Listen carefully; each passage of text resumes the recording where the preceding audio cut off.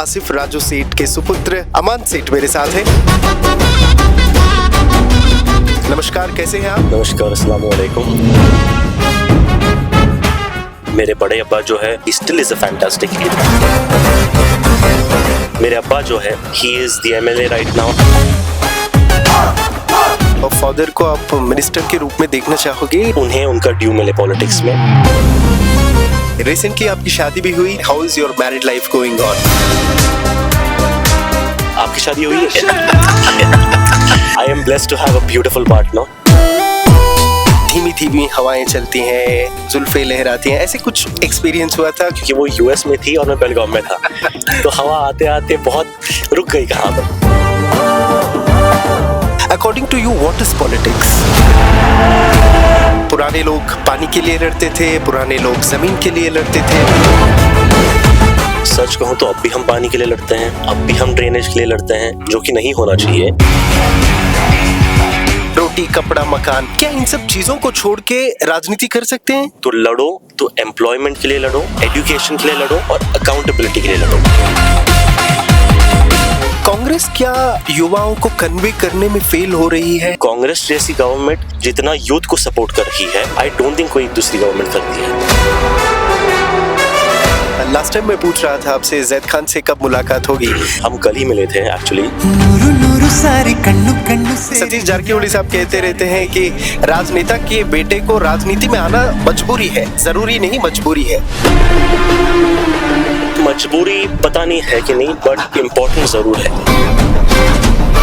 Family politics के बारे में आपकी राय क्या है? जय शाह कैसे आ गए वहाँ पे, फिर अनुराग सिंह ठाकुर कैसे आ गए वहाँ पे, फिर अजीत पवार के बेटे कैसे आ गए वहाँ पे।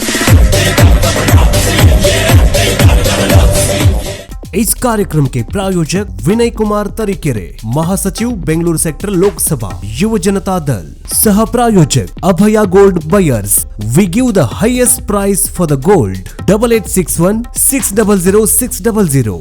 सह प्रायोजक बसवराज मत्तीमुडु, विधायक कलबुर्गी ग्रामीण क्षेत्र।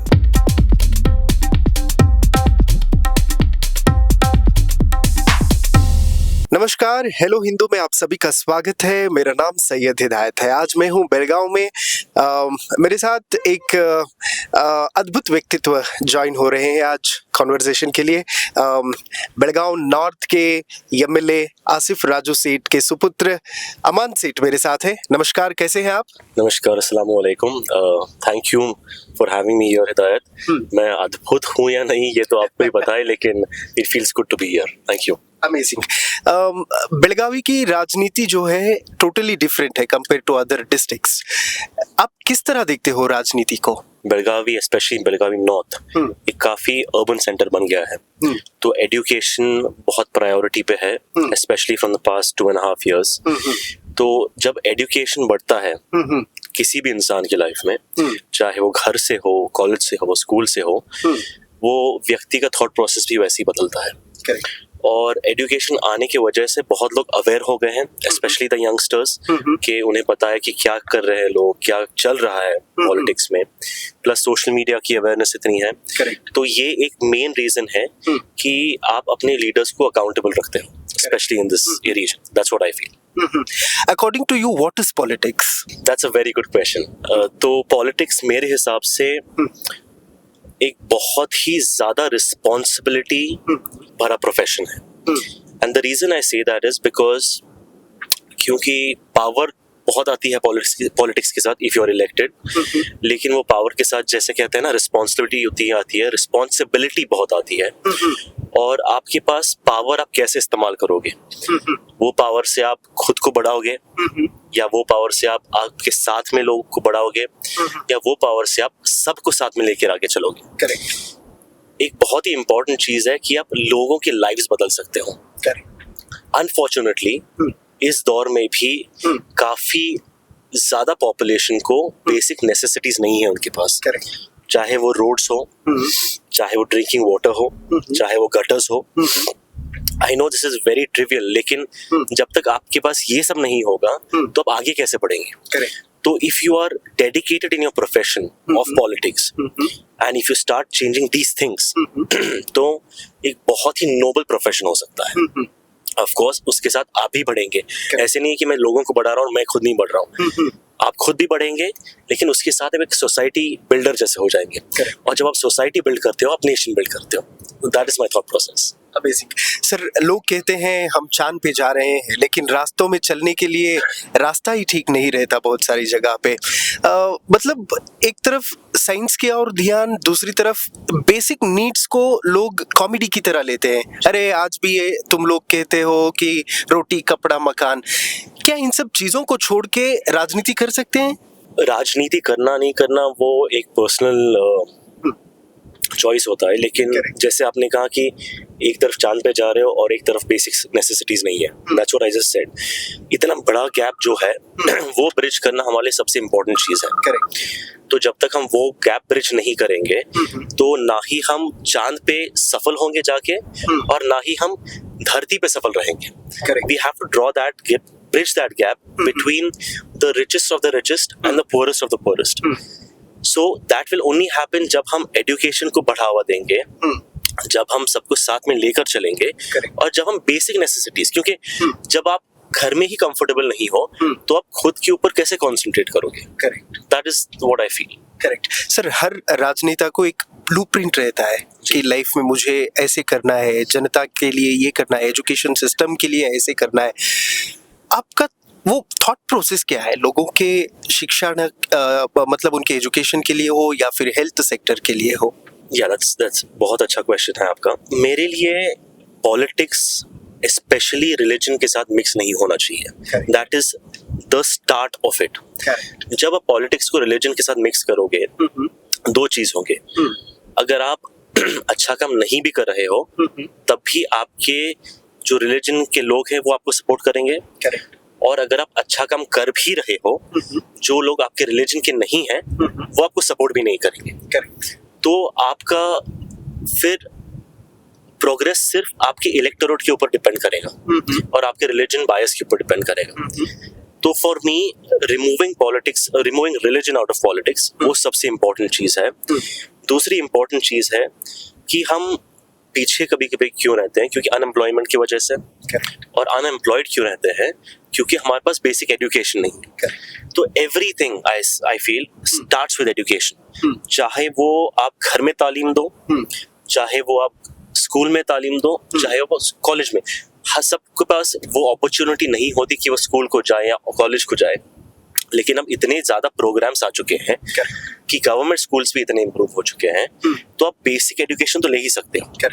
And most importantly I feel is the education जो आपके माँ बाप या जो भी आपके साथ रहते हैं वो आपको जो देते हैं, कि वहां से आपका जो माइंड प्रोग्राम होगा आप वैसी ही दिशा में आगे बढ़ोगे। Correct sir. लोग हमें अपनाने के लिए बहुत टाइम लेते हैं।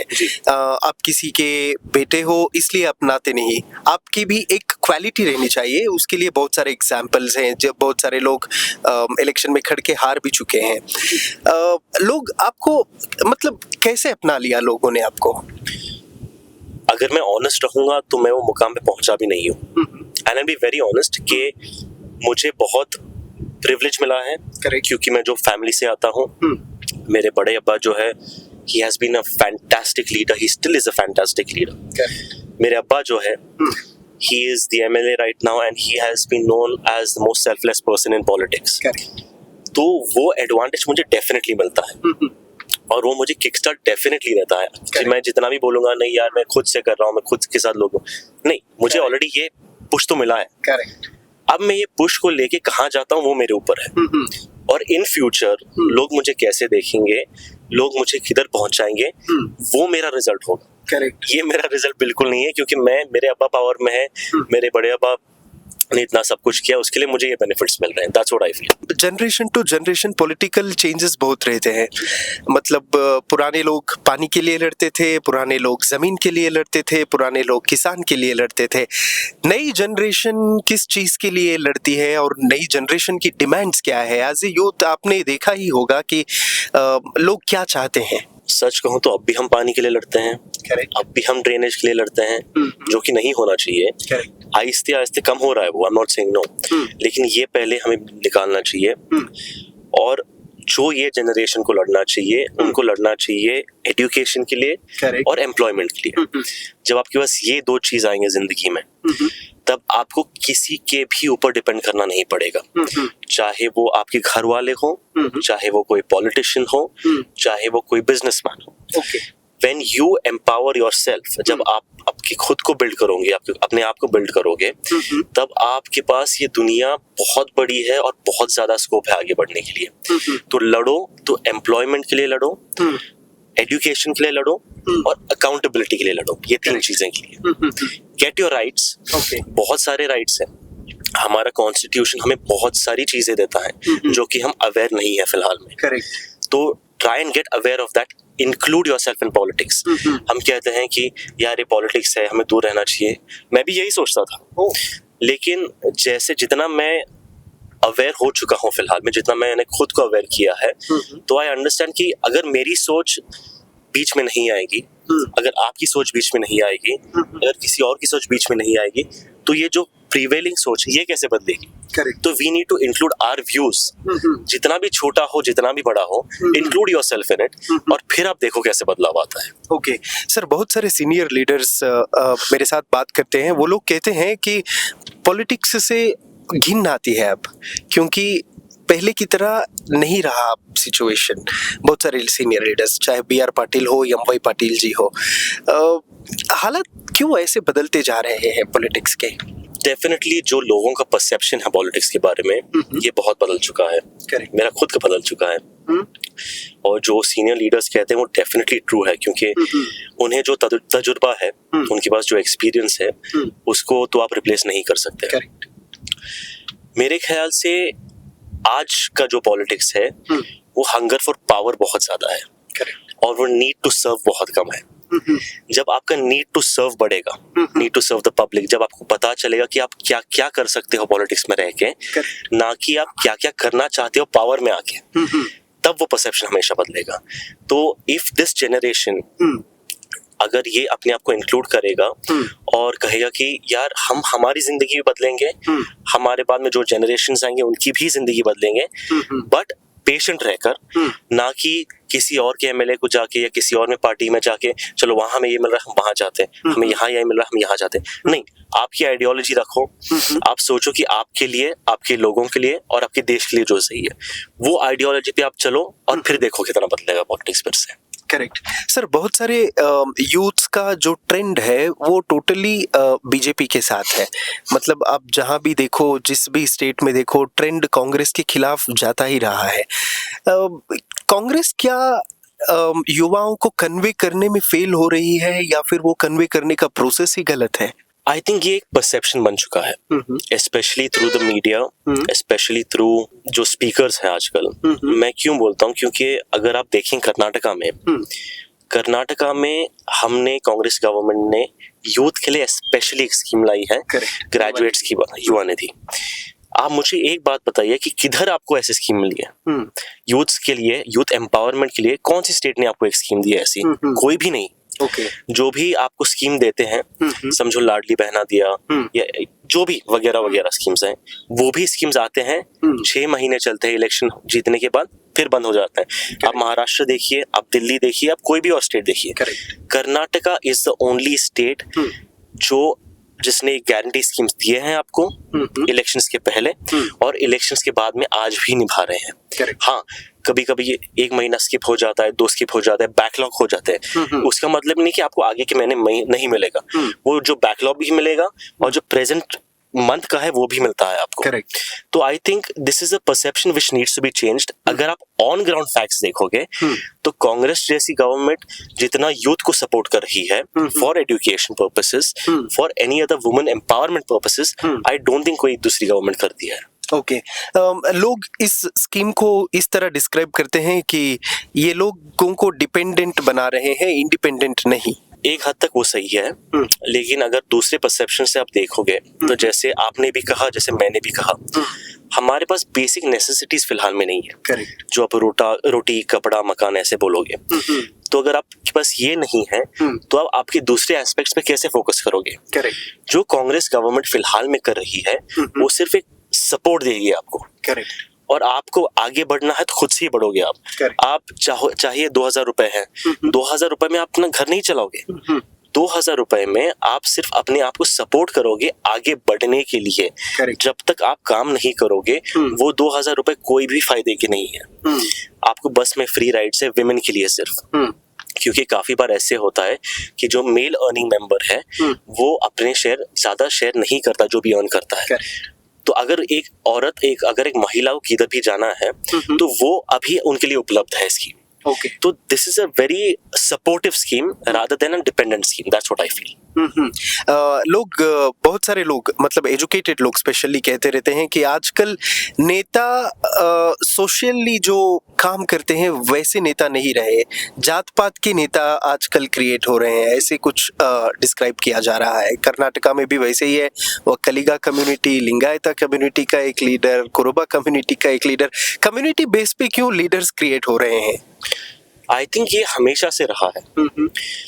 अगर कम्युनिटी बेस्ड लीडर्स नहीं होंगे तो वो कम्युनिटी जाएगी किधर?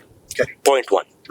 पॉइंट 2, जब अगर आप कांग्रेस में देखोगे Siddaramaiah ji is the biggest Kuruba leader and the minority leader, you can say Ahinda leader. DK Shivakumar ji जैसे आप कहते हैं vocal leader, but he is the one who has brought a structure to the Congress in Karnataka. उनके स्ट्रक्चर के बिना ये इलेक्शंस जीतना बहुत मुश्किल होता था। Correct, everyone knew that. तीसरे अगर आप बोलोगे मुस्लिम leader, Muslims have been in the minorities, have been very backward in the state, unfortunately. तो अगर उनके अंदर से लीडर उभर के नहीं आएगा तो वो कम्युनिटी किधर जाएगी? इम्पोर्टेंट क्या है, जब ये 3 या जो भी कम्युनिटी से लीडर आते हैं जब इलेक्ट हो वो एक मिलकर आगे बढ़े। Correct. For not their people are not only their religion people after that, their people will be the people of Karnataka. Correct. और जब ये सब लीडर्स जो कांग्रेस में करते हैं आफ्टर गेटिंग इलेक्टेड और आफ्टर बीइंग इन पावर और after being in the government, जैसे सबको लेकर चलते हैं, that is a true progress. Correct. And that is what is happening I feel. Okay, 2014 में एक रिपोर्ट आई थी जिसमें था कि मुस्लिम लीडरशिप जो है वो पीछे रह गई है आफ्टर 2014। ऐसे हालात क्यों बने? देखिए, आपने ही आपके क्वेश्चन कॉन्ट्रडिक्ट किया। आपने कहा कि एक कम्युनिटी के लीडर्स क्यों बन के आ रहे हैं और अभी आपने कहा कि मुस्लिम लीडर्स क्यों नहीं आ रहे आगे। तो यही एक गैप है। कभी कभी हम सोचते हैं यार सिर्फ हम मुसलमान के लिए रहेंगे तो दूसरे लोग हमारे लिए क्या सोचेंगे, और कभी कभी हम सोचते हैं कि हम सब के लिए रहेंगे तो मुसलमान हमें छोड़ देंगे। आई थिंक ये गैप आ गया। तो ये जो बैलेंस आपको मेंटेन करना है, आप आपके लोगों की आवाज उठाइए, लेकिन ये भी याद रखिए जब आप इलेक्ट होके आते हैं तो आपके आवाम सिर्फ आपके लोग मतलब आपकी कम्युनिटी के लोग नहीं है, बल्कि सभी लोग हैं। Correct. Once you get that process right, and it is a very difficult thing, balance maintain करना in politics, लेकिन जब आप वो पॉइंट हिट करोगे, आई थिंक फिर तभी बैलेंस आएगा और तभी आप आगे बढ़ पाओगे। ओके, आपके फादर को आप मिनिस्टर के रूप में देखना चाहोगे या फिर कैसे? आपके ख्वाहिश क्या है उनके लिए? मेरी ख्वाहिश उनके लिए ये है कि उन्हें उनका ड्यू मिले पॉलिटिक्स में। करेक्ट। और उन्हें उनका ड्यू मिले लाइफ में। और ये देने वाला सिर्फ ऊपर वाला है। करेक्ट। फिर वो ड्यू कैसे, अगर उन्हें मिनिस्टर बनना है तो ऊपर वाला बनाएगा, अगर वो नहीं है उनके नसीब में तो ऊपर वाला नहीं बनाएगा। जो उन्हें मिलना चाहिए उन्हें मिलना है, क्योंकि मैंने खुद देखा है, उनकी पर्सनल लाइफ होने दो, उनकी बिजनेस लाइफ होने दो, उन्होंने बहुत कुछ सैक्रिफाइस किया है अपने लिए भी, अपने फैमिली के लिए भी, अपने फैमिली मेंबर्स के लिए भी, और अपने जो भी कम्युनिटी है उन सब के लिए। I just want him to get his due. वो खुश रहें तो मैं खुश हूँ। ओके, पॉलिटिक्स में जो भी लोग जोर शोर से बात करते हैं वो हमेशा शाइन होते रहते हैं और फिर कहीं हद तक लोग उन्हें छोड़ देते हैं साथ देना। लेकिन आपके फादर वैसे नहीं, बहुत पोलाइट, नाजुक तरीके से लोगों से मिलजुल के रहते हैं। मतलब पॉलिटिक्स में डाउन टू अर्थ रहना कितना मैटर करता है एक लीडर के लिए?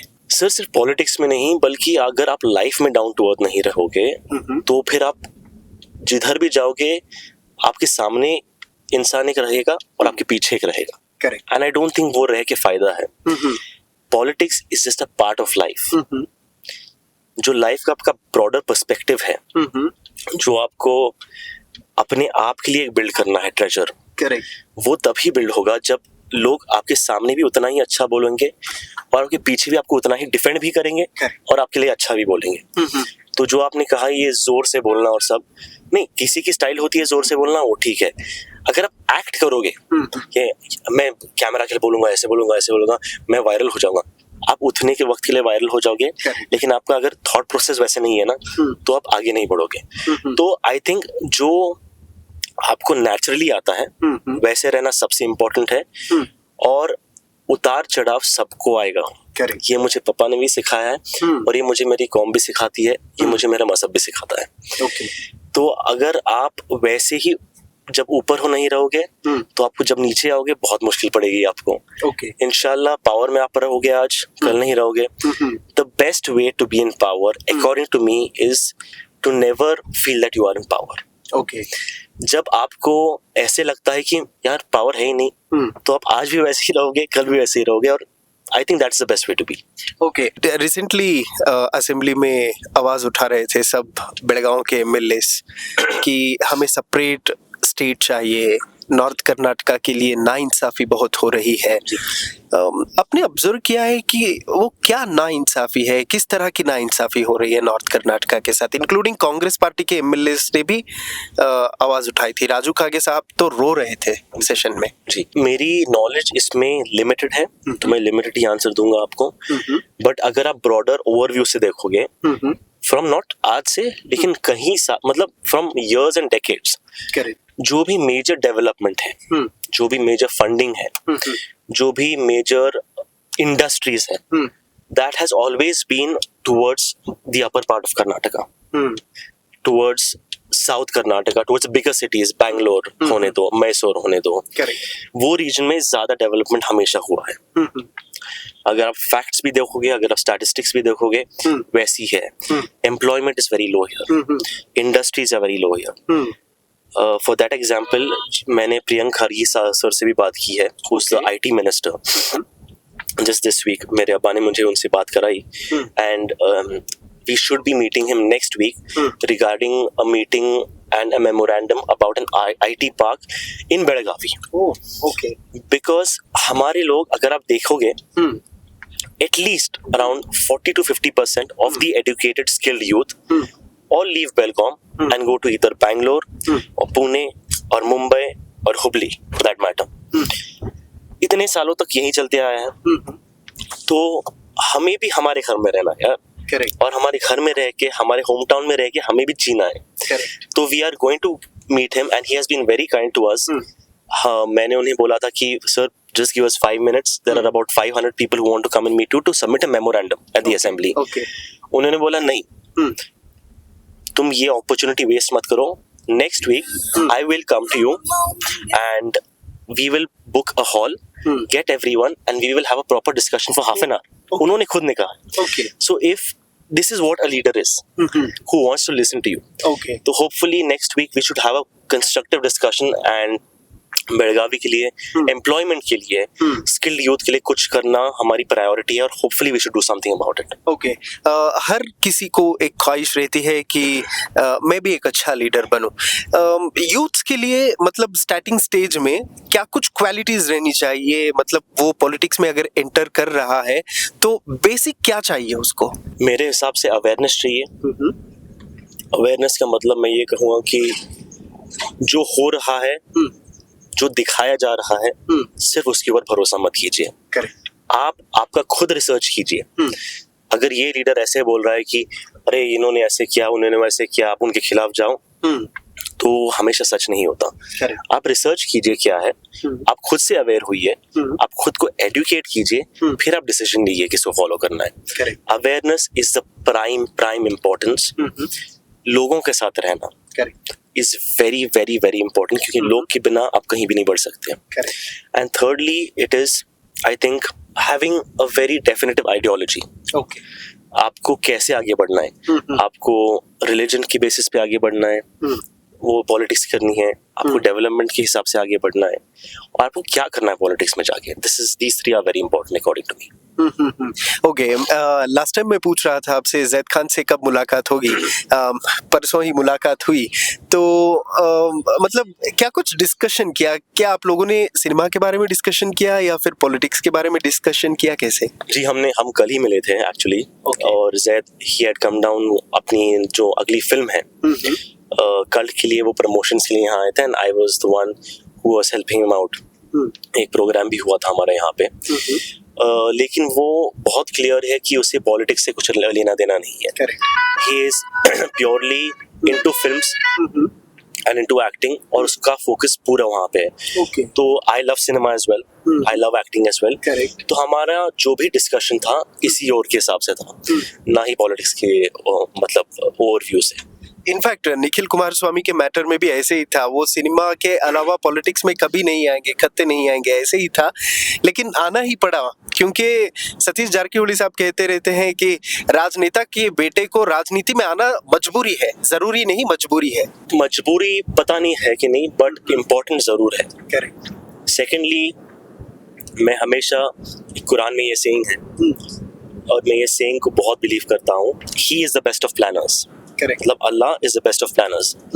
आप बहुत कुछ प्लान करोगे, लेकिन जो उन्होंने आपके लिए प्लान किया है ये सबसे अच्छी चीज भी होगी, और शायद ये सबसे अलग चीज भी होगी आपके लिए.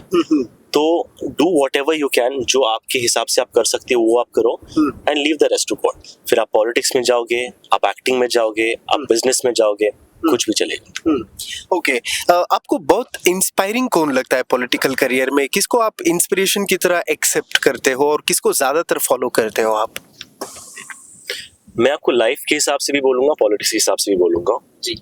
मेरे लाइफ के हिसाब से मेरे लिए प्रॉफिट मोहम्मद सल्लल्लाहु अलैहि वसल्लम, peace be upon him, and this is not coming from a religious point of view. This is coming from a very very basic human point of view. Okay.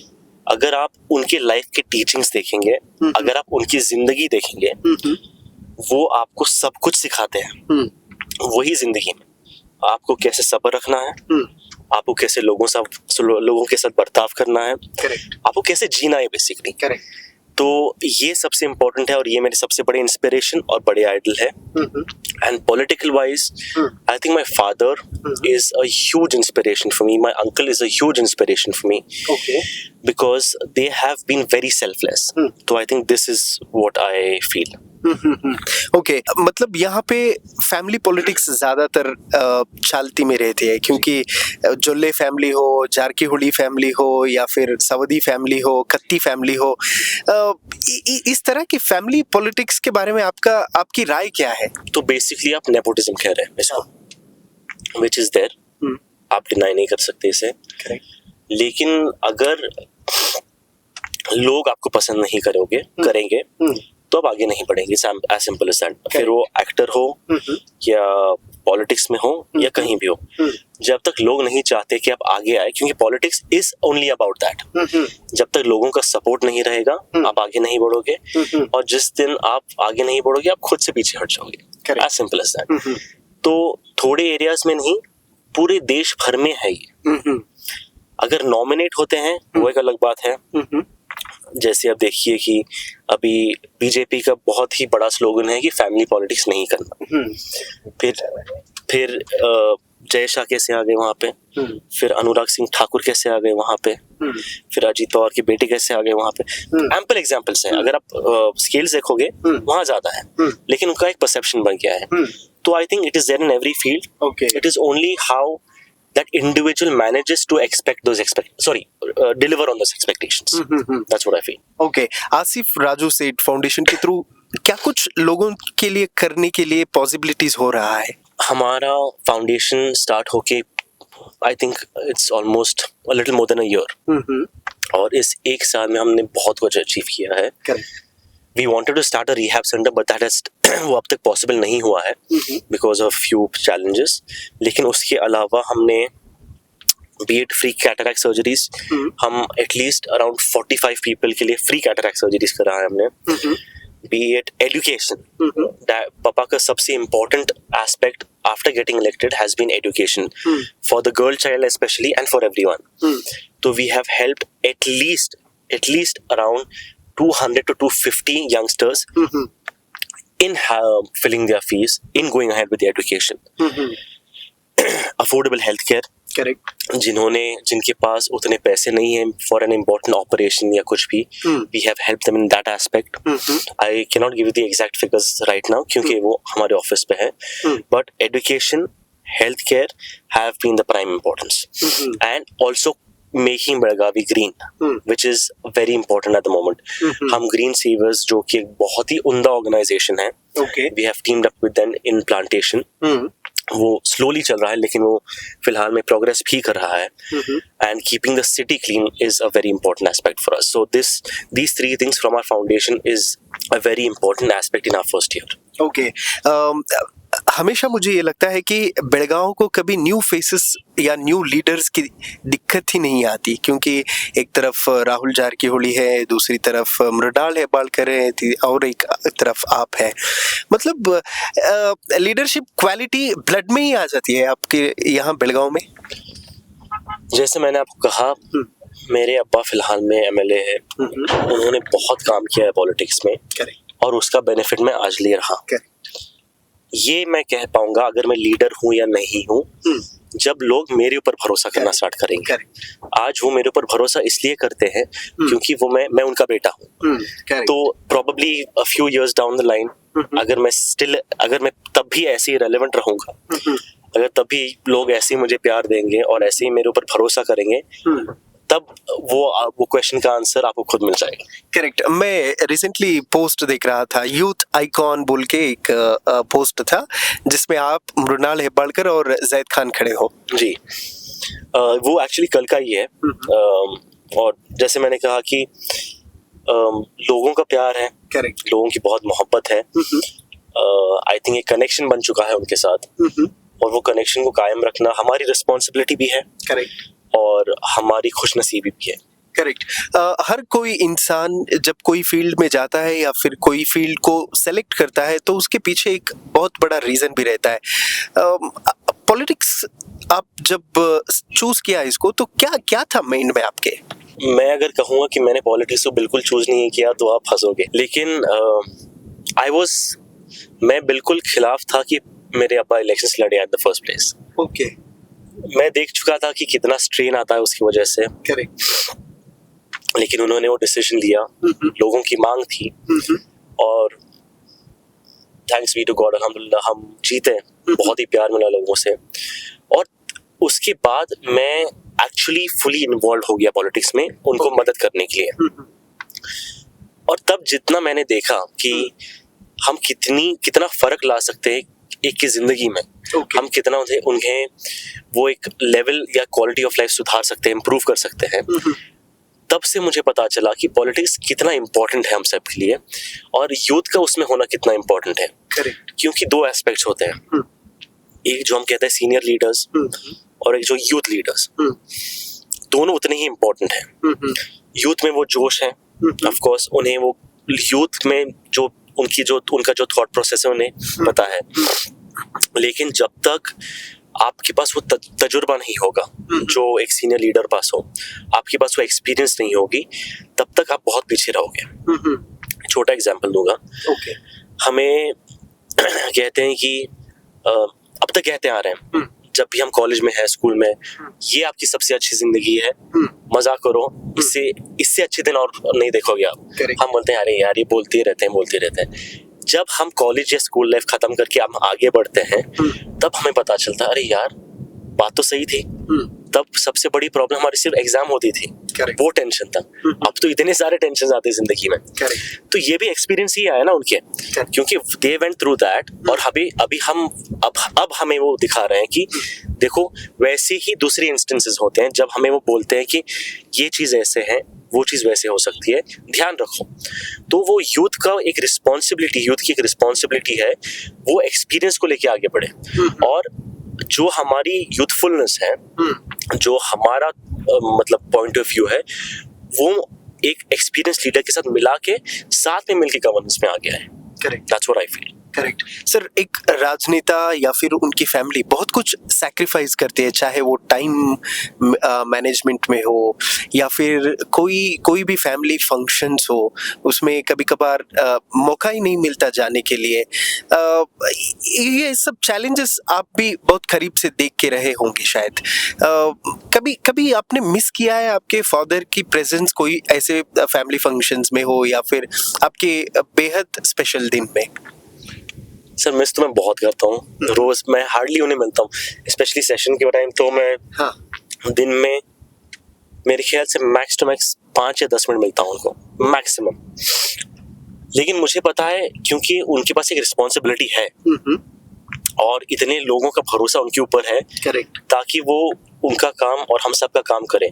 तो इट इज ऐसे नहीं कि हमें ये पता नहीं था, हमें पता है इस और फिर भी हम आगे बढ़े हैं, तो there is no complain after that. Correct, कमी महसूस होती है, हाँ, कभी कभार लगता है यार ज्यादा टाइम हमारे साथ भी स्पेंड करें, हाँ, लेकिन कंप्लेन नहीं है क्योंकि उतना ही रिस्पॉन्सिबिलिटी भी है, उतना ही भरोसा हमारे ऊपर है। And he is the chosen, क्योंकि because he is the chosen amongst so many people and the entire constituency has put their trust in him।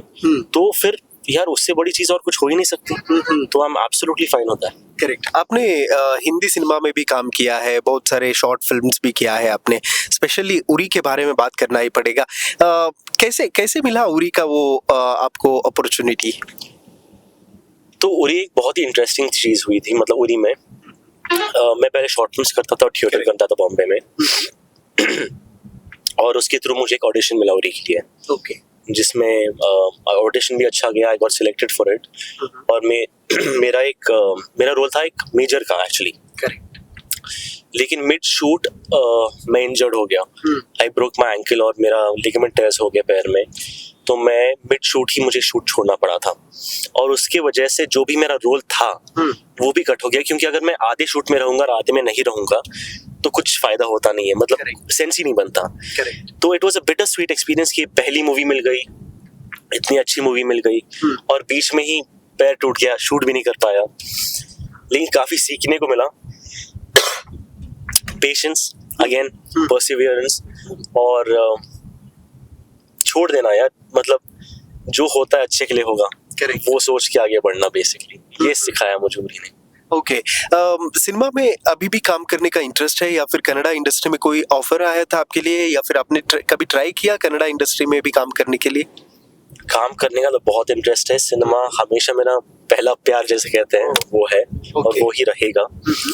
और नहीं यार, आपके माध्यम से बोलूंगा कि अगर कन्नड़ा इंडस्ट्री में कोई चांस है, दयविಟ್ಟು ನನಗೆ ಒಂದು ಚಾನ್ಸ್ ಕೊಡಿ and you will see that how much I can do। Kannada भी सीख चुका हूँ मैं। करेक्ट, तो let's see जो फ्यूचर में है पता नहीं। I still am into workshops and stuff। मैं वर्कशॉप्स करते ही रहता हूँ, I am in touch with my acting. Okay, तो देखते हैं क्या होता है। मतलब ये पहला प्यार हुआ कैसे सिनेमा के साथ? सर पहला प्यार होता कैसे हो, ऐसे ही हो जाता है हमेशा, तो कोई रीजन नहीं होती यार, बस पसंद आया। चलो दो एस्पेक्ट थे, पहले तो काफी यंग था, काफी छोटा था, तो लोगों की तालियां, अपलॉज, वो ग्लैमर, वो लाइट्स, ओके, वो अट्रैक्ट किया था।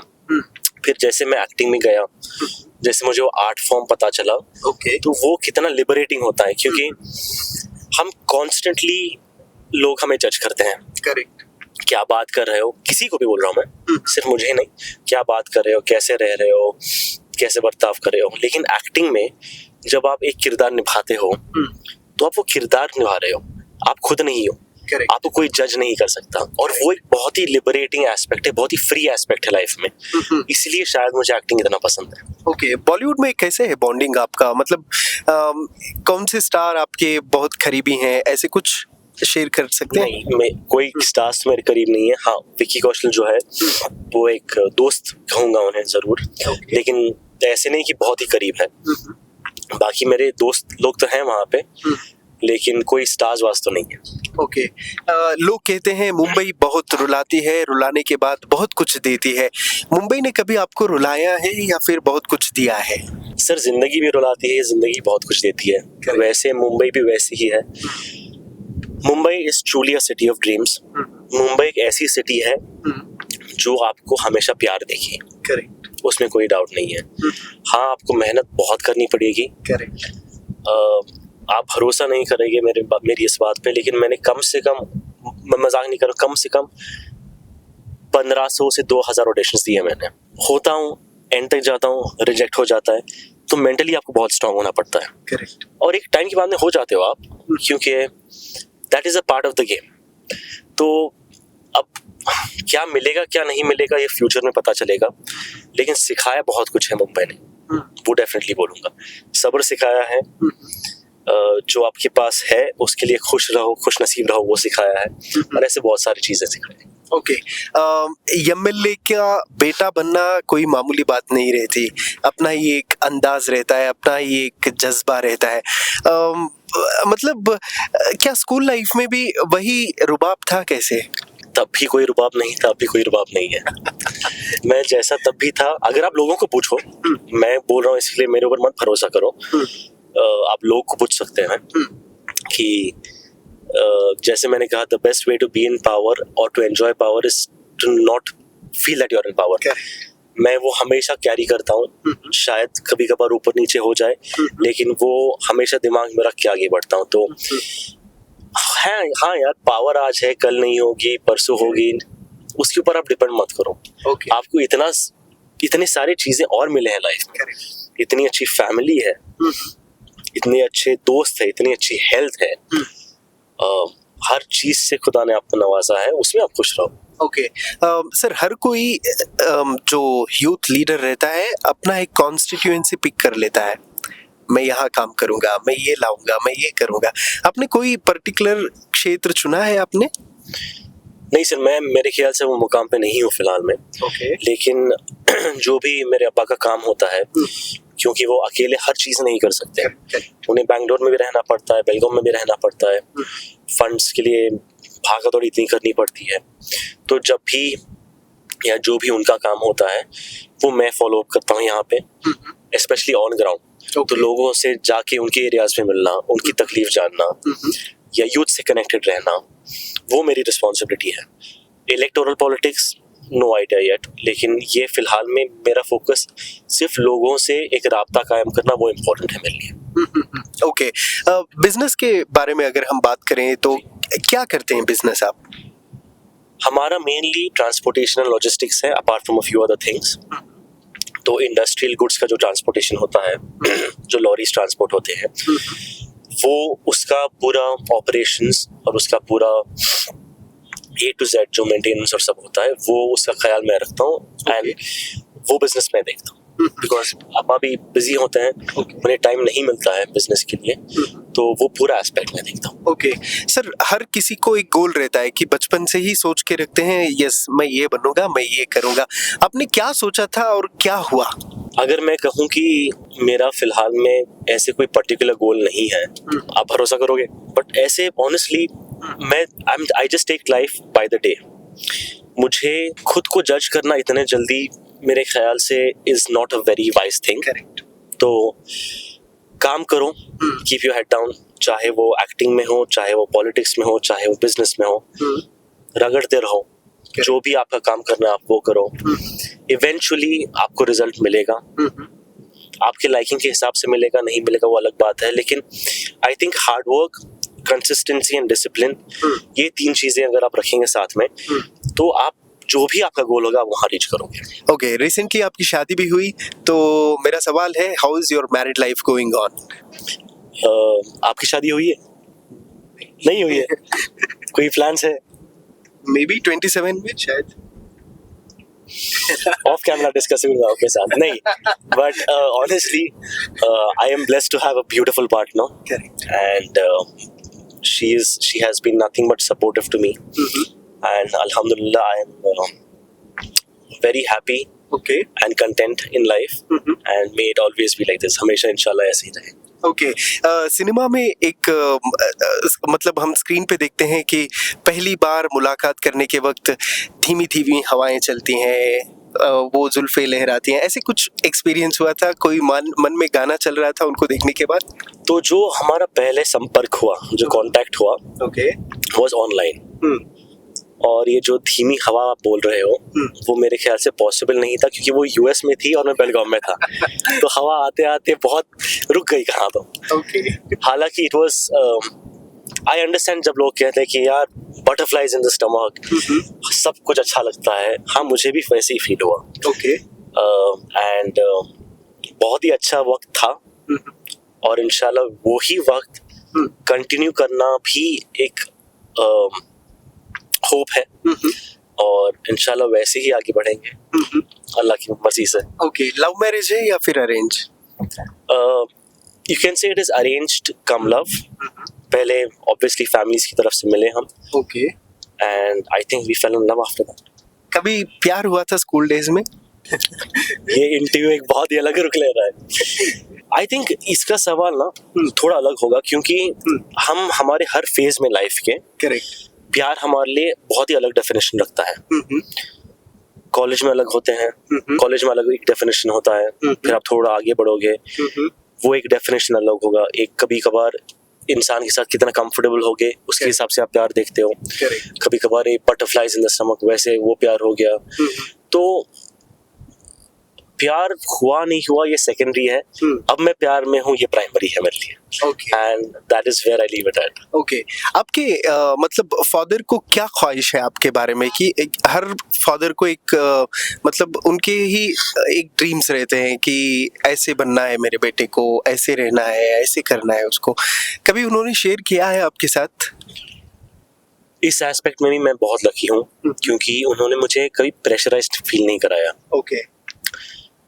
ऑब्वियसली हर पिता को उनके बेटे के लिए एक सिक्योर लाइफ चाहिए, करेक्ट, एक हैप्पी लाइफ चाहिए, एक प्रॉस्परस लाइफ चाहिए। लेकिन उन्होंने हमेशा बोला है जो भी चीज तुझे खुश रखे तू उसको फॉलो कर। डू नॉट वरी अबाउट लोग क्या कहेंगे, या मैं क्या सोचूंगा, या कोई और क्या सोचेगा। तू खुद को खुश रख, और उस खुशी से हमें खुशी मिलेगी। And I think that is the most beautiful thing any parent can do for a son और चाइल्ड। सुवर्ण सौदा एक बहुत ही ब्यूटीफुल प्लेस, जहाँ पे आने की बहुत सारी यूथ की ख्वाहिश रहती है। क्या आपकी भी ख्वाहिश है? जी, ख्वाहिश तो बिल्कुल है। अब किस कैपेसिटी में आऊंगा, कब आऊंगा, ये मुझे पता नहीं है। और इसके लिए दो फैक्टर्स डिपेंड करते हैं। एक तो ऊपर वाले की मर्जी, और एक जो आवाम की मर्जी है वो। But yes, to answer your question, ख्वाहिश जरूर है। ओके। मेरा सवाल था कि यहाँ बहुत सारे राजनीति की फैमिली है, तो क्या मुलाकात होती रहती है आप लोगों की, चाहे मृणाल हेब्बाळकर हो, या फिर राहुल जारकीहोली हो, या फिर लक्ष्मण सवदी के बेटे चिदानंद सवदी? जी, राहुल और मृणाल से मुलाकात होती है, लेकिन ज्यादा नहीं होती है। क्योंकि स्पेशली राहुल, अगर आप बोलोगे, वो at this age, at the age of 26, I think, वो इतना उन्होंने इतना डेडिकेट किया है अपने आप को पॉलिटिक्स में। करेक्ट। ये बहुत ही कमेंडेबल चीज है, क्योंकि सतीश सर जो है बहुत ही बड़े लीडर हैं, और उनके नक्शो कदम पे चलना एक आसान चीज नहीं है। लेकिन मैं जब भी उन्हें देखता हूँ, वो या तो मैसूर ट्रैवल कर रहे हैं, या तो बैंगलोर में है, या तो यहाँ है, या तो वहाँ है। अब वो डीसीसी बैंक के डायरेक्टर भी है, कांग्रेस यूथ कांग्रेस के जनरल सेक्रेटरी भी है। तो एट द एज ऑफ 26 आपका जो यूथ है, आपकी जो फ्रेंड्स लाइफ है, जो मजे की लाइफ है, जो पर्सनल लाइफ है, उसको कुर्बान करना और पॉलिटिक्स में इतना एक्टिवली इन्वॉल्व होना, ये मैं बहुत ही मतलब अप्रिशिएट करता हूँ उनका। हम जब भी मिलते हैं, स्पेशली बर्थडेज या कोई फंक्शंस होता है तब मिलते हैं, लेकिन हमारी मुलाकात बहुत अच्छी होती है। And to come to Mrinal, मैं कल ही मिला था उन्हें। वो क्योंकि बेलगाम में ज़्यादा बेस्ड है, तो उनसे बातचीत कभी कभार ज़्यादा होती है। कभी कभार कॉफ़ी पे मैं भी वहीं जाता हूँ, वो भी वहीं आते हैं, वहाँ मिल जाते हैं, आसपास मतलब मुलाकात होती है। लेकिन सब लोग इतने बिजी होते हैं कि कोई फिक्स शेड्यूल नहीं होता मिलने का। और जैसे आपने कहा चिदानंद साउदी के बारे में, मैं उन्हें पर्सनली मिला नहीं हूँ, ओके बहुत ही अच्छी चीज़ें सुना है मैंने उनके बारे में, लेकिन मुलाकात तो नहीं हुई है। तो होपफुली इन द फ्यूचर उन्हें भी मिलेंगे और उनसे भी दोस्ती कायम करेंगे। ओके मतलब आप लोग मेंटली फिक्स हैं कि हम लोग सब सेशन में मिलेंगे, जनता के लिए आवाज उठाएंगे? नहीं, मेरा तो मतलब वो है नहीं फिलहाल में दिमाग में। हाँ। जब भी मिले, जितना भी वक्त मिले, तो खुश रहें और एंजॉय करें एक दूसरे की कंपनी। Correct. और अगर वो सेशन में हो तो बहुत ही अच्छी चीज़ है, क्यों नहीं। Amazing, thank you so much, बहुत खुशी हुई आपसे बातचीत करके। After MLA election will meet again. ये ऊपर वाले की मर्जी है, but thank you so much for having me. Amazing. Okay, ये थी अमान सेठ जी की बात। तो और भी सारे यूथ लीडर्स से आपकी मुलाकात कराता हूँ। मिलते हैं अगले प्रोग्राम में, देखते रहिए हेलो हिंदू, ये वॉइस ऑफ नेशन।